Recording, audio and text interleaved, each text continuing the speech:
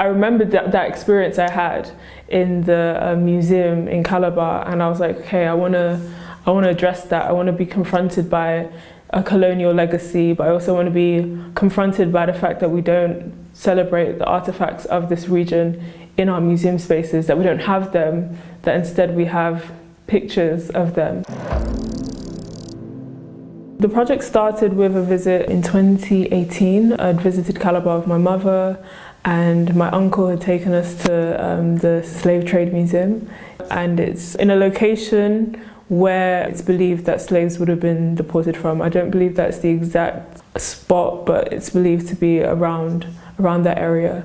And the building is an old military barracks from the colonial era, so when the British were in power in the southeast. And the building has now been converted into a museum.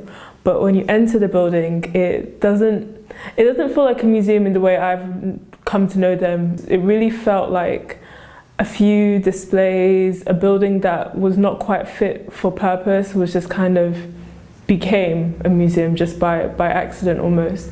There were 3 parts to the museum. So there was the era of the slave trade, and the second part of the exhibition was the experience of the slave. And then the third part of the museum was exploring Nigeria before the slave trade. And that's where it had this room that was supposed to show all of the tribes and artifacts from those tribes. And the tour guide was like, oh yeah, this object you can find in Musée Quai de Branly, you can find this one in the Louvre, you can find this one in the British Museum. And it was kind of like,